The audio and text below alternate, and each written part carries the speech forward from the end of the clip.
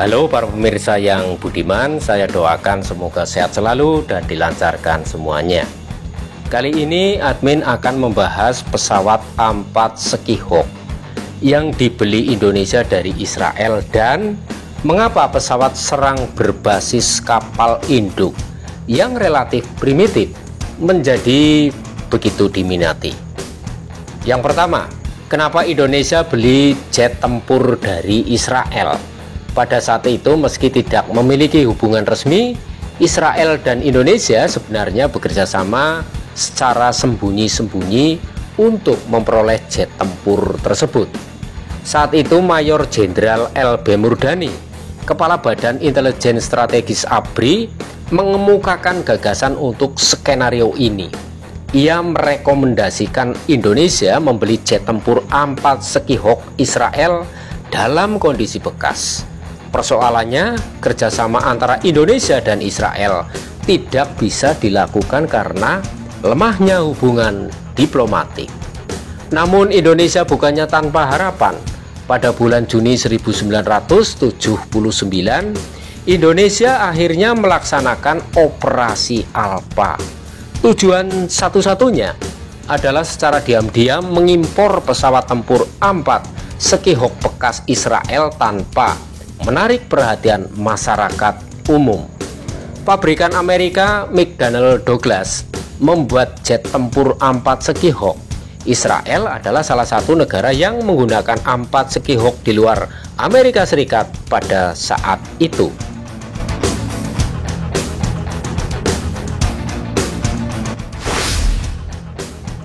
Hasil Operasi Alpha mulai terlihat hasilnya pada awal tahun 1980-an.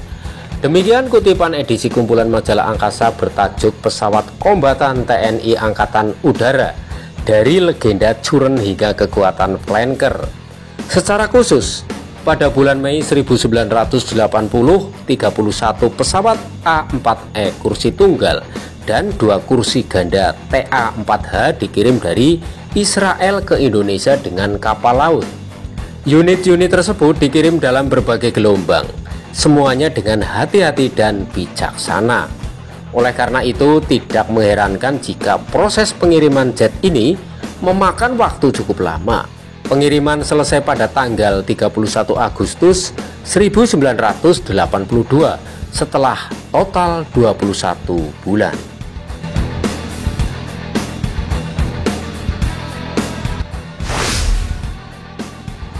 TNI Angkatan Udara membagi Skyhawk menjadi 2 skuadron setibanya di tanah air. Skuadron Udara 11 di Lanut Iswahyudi di Madiun dan Skuadron 12 di Lanut Rusmin Nurjadin di Pekanbaru. TNI Angkatan Udara dilaporkan bermaksud menambah 16 unit Skyhawk tempat duduk ganda dan berharap dapat membentuk lebih banyak skuadron setelah pesawat mulai terbang. Namun Israel tidak mau melepaskannya. Tahun 1998 menyaksikan penambahan Skyhawk baru dari ex-Angkatan Laut Amerika Serikat. TNI Angkatan Udara juga memperoleh 2 unit Skyhawk tambahan jenis TA-4J.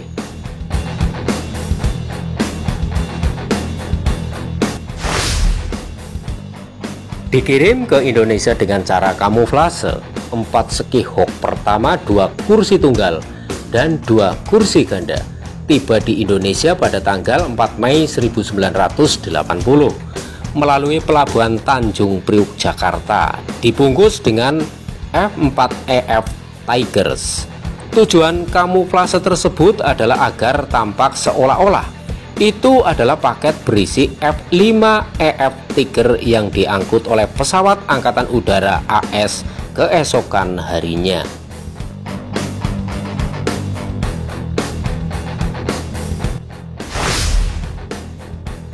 Operasi intelijen. Pernyataan A4 Skyhawk dan sejarah pertahanan dari harian Kompas edisi 23 Maret menunjukkan bahwa sejumlah kecil personel TNI Angkatan Udara tidak mengetahui adanya pembelian Skyhawk dari Israel. Dalam buku autobiografinya Fit Viavi, salah satu pilot F. Joko Purwoko menggambarkan bagaimana mereka melakukan tur keliling Amerika setelah mengikuti pelatihan di Israel. Kita harus menghapus segala sesuatu yang menunjukkan bahwa mereka menerima pelatihan di Israel. Sementara itu, gambar-gambar dari Disneyland, Washington DC, New York, bahkan peninggalan dan sertifikat dari pangkalan udara Yuma Corp Marinir Amerika Serikat telah diangkut ke Indonesia. Diterbitkan 25 tahun setelah karya aslinya, Joko menceritakan bagaimana salah satu atasannya di TNI Angkatan Udara bahkan mengatakan kepadanya, "Saya kira kamu belajar A4 di Israel, nggak taunya malah di Amerika." Kalau begitu, isu tersebut nggak benar.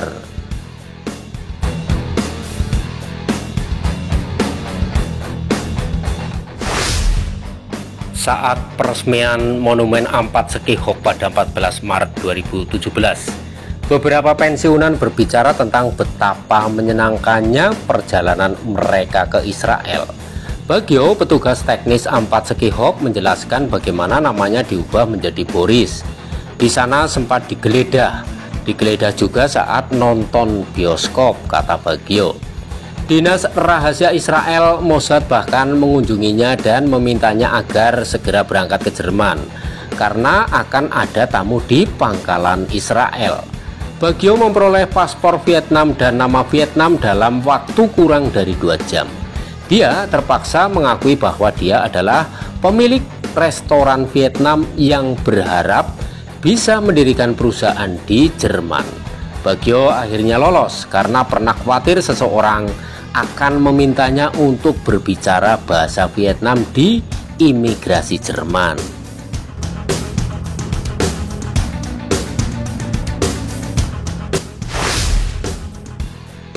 Nama Charlie diberikan kepada Supriyatmo, seorang petugas teknik juga.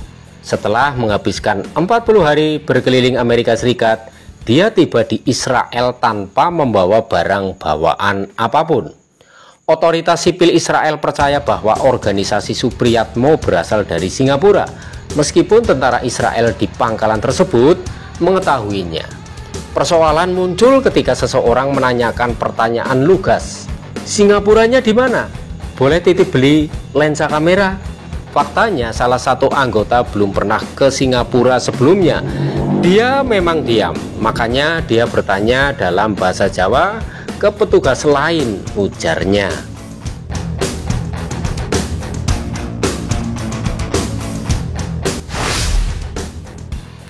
Berikutnya adalah terkait pesawat A4 Sekihok. Mengapa pesawat serang berbasis kapal induk yang relatif primitif menjadi begitu diminati?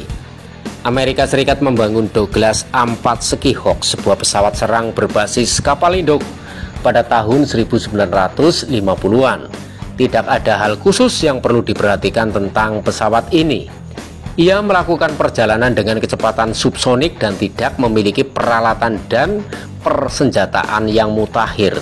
Sementara itu, pesawat tempur ini hidup lebih lama dari pesawat sejenisnya karena kesederhanaannya yang dijelaskan sebelumnya. Walaupun kelihatannya aneh, ia pun berhasil terbang hari ini. Penting untuk dicatat bahwa penerbangan militer mengalami revolusi pada pertengahan abad ke-20. Pesawat jet mulai menggantikan pesawat bertenaga piston dalam jumlah besar. Pada saat yang sama, harga pesawat bersayap baru jauh lebih tinggi dibandingkan pesawat lama dan memerlukan produksi massal.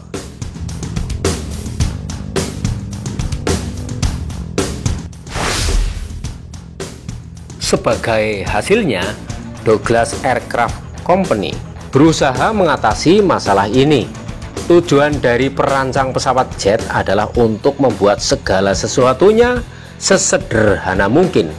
Memang benar bahwa Komando Angkatan Udara tidak sependapat, namun mereka tidak pernah menerima bahwa pesawat tempur Amerika kurang mampu dibandingkan MiG Soviet. Pada saat yang sama, Komando Angkatan Laut Amerika Serikat yang membutuhkan pesawat baru untuk kapal induk menyetujui rencana para insinyur Douglas.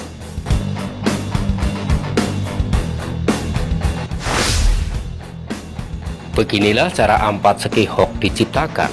Desainnya sangat mendasar, cukup murah, dan banyak diminati. Sayap segitiga atau sayap delta pesawat serbu merupakan ilustrasi desain yang lebih sederhana. Itu adalah salah satu bagian yang diikat dari bawah ke badan pesawat. Aileron besar yang mencapai ujung sayap, bila besar tanpa motor penggerak, penutup berpasangan, dan rem aerodinamis juga merupakan mekanisasi sayap yang sangat mendasar. Senjata dapat digantung di bawah sayap dan diikatkan ke bagian bawah badan pesawat berkat roda pendaratan satu roda dan penyangga yang diperpanjang. Dengan hidung berlapis baja, badan pesawat itu sendiri juga dirancang sesederhana mungkin.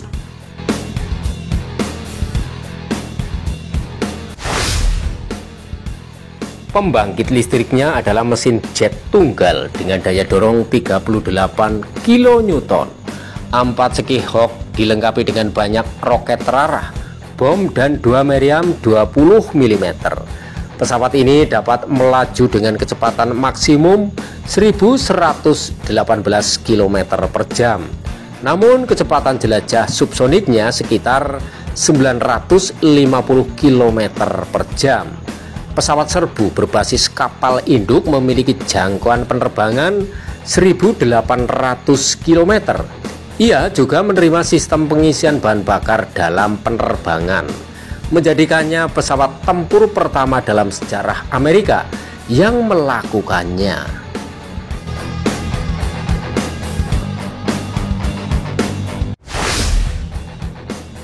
Dengan demikian, hasilnya pada masanya pesawat yang sangat mendasar dan harga terjangkau, memiliki kualitas terbang dan tempur yang luar biasa. Selain itu, pemeliharaannya tidak memerlukan banyak tenaga kerja atau sumber daya yang mahal. Hal ini menjamin pesawat serang tersebut memiliki umur panjang dan permintaan yang dijelaskan sebelumnya di Amerika Serikat dan negara-negara lain, termasuk Indonesia itu ya. Demikian para pemirsa yang budiman terkait pesawat jet tempur A4 Skyhawk yang dibeli Indonesia dari Israel, dan kenapa pesawat A4 Skyhawk yang terlihat sederhana itu banyak diminati oleh banyak negara. Demikian, terima kasih telah menonton videonya sampai dengan selesai. Silahkan apabila ada kritik dan saran yang membangun untuk memberikan komentar pada kolom komentar yang telah disediakan.